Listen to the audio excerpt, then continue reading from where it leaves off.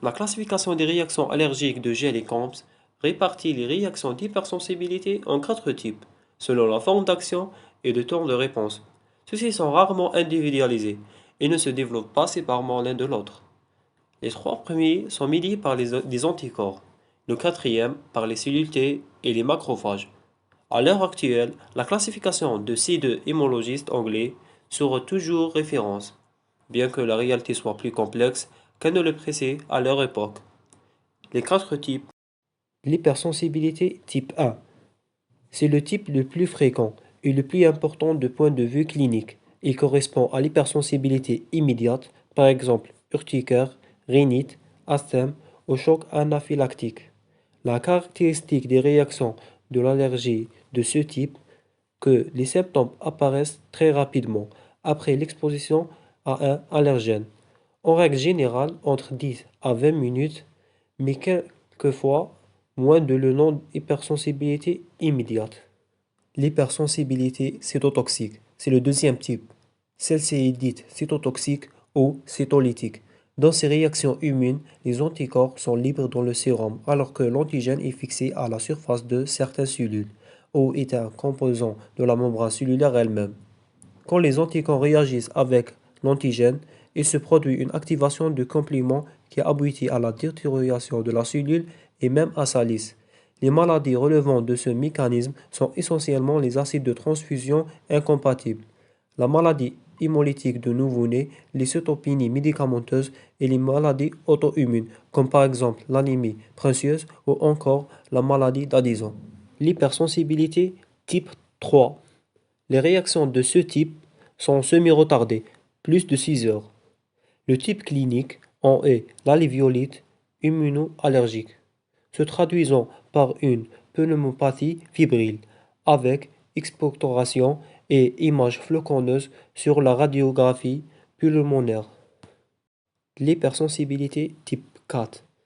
Les réactions de ce type se caractérisent par le délai de 24 heures à 72 heures nécessaire à l'apparition des manifestations après la réintroduction de l'antigène, d'où le nom d'hypersensibilité retardée à médiation cellulaire. De ce fait, cette hypersensibilité n'est pas transmissible par injection de sérum, mais uniquement par injection de cellules vivantes, essentiellement des lymphocytes T. J'ai des réactions d'hypersensibilité, des facteurs génétiques complexes environnementaux et propres au lieu contribuent au développement des allergies à médiation par les IgE.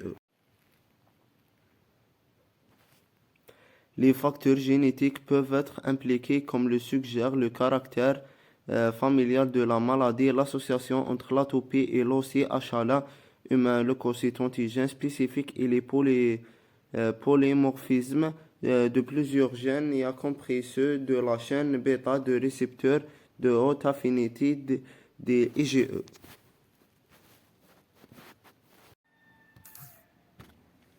De la chaîne 4 de récepteurs de l'île alpha, de l'île 4, de l'île 13, de CD14, de dipeptidyl peptidase 10, DPP10 et d'un domaine désintégrant et des métalloprotéases 33. Les facteurs environnementaux interagissent avec les facteurs génétiques pour maintenir la réponse immunitaire des lymphocytes T helper de type 2 Th2. Les cellules Th2 activent les eosinophiles, promeuvent la production de IgE et sont pro-allergiques. L'exposition au cours de la partie enfance à des infections bactériennes et virales et aux endotoxines, par exemple l'hypopolysaccharides, peut induire une transformation de la réponse lymphocytaire Th2 en réponse lymphocytaire helper de type 1 Th1 qui inhibe les lymphocytes Th2 et empêche les réactions de type allergique. Les lymphocytes T régulateurs, par exemple CD4 plus CD25 plus FOXP3+, qui peuvent supprimer les réponses de type Th2 et les cellules dendritique sécrétant PIL12 induisent une réponse cellulaire de type Th1, sont peut-être également impliqués. La tendance dans les pays développés à la diminution de la taille des familles et du nombre d'enfants, à un environnement plus propre, à une utilisation parmi les autres facteurs suspectés contribuer au développement de l'allergie, on trouve l'exposition chronique et la sensibilité aux allergènes, l'alimentation et les polluants environnementaux. Les facteurs spécifiques de site sont les molécules d'adhésion de l'épithélium bronchique et de la peau et les molécules de T digestif qui attirent les lymphocytes Th2 vers le tissu cible. La composition de tubes digestifs, des voies respiratoires et de microbiote cutané semble fortement influencer le développement de l'allergie. Ces microbiotes peuvent fournir de nouvelles colles pour le traitement des allergies. Par définition, un allergène induit une réponse immunitaire médiée par les IgE ou les lymphocytes T de type 4. Les déclencheurs des allergies sont presque toujours des protéines de faible poids moléculaire dont le nombreuses peuvent s'accrocher à des particules aéroportées. Les allergènes qui sont les causes les plus fréquentes de réactions allergiques aiguës et chroniques type 1 et type 4 comprennent les suivants: fanère des animaux, pollen, moisures, médicaments, produits chimiques ménagères. Dans le cas des réactions d'hypersensibilité de type 4, les médicaments sont la cause la plus fréquente. Les symptômes fréquents des troubles allergiques d'hypersensibilité comprenant les suivants: rhinorrhée, congestion nasale, voie respiratoire supérieure, vapoprite. Les symptômes peuvent comprendre un œdème des cornets nasaux, une douleur de sinus à la palpation, un wheezing, une hypermie et un œdème des conjonctions. Diagnostic de l'hypersensibilité. Un diagnostic détaillé de l'hypersensibilité implique plusieurs étapes spécifiques.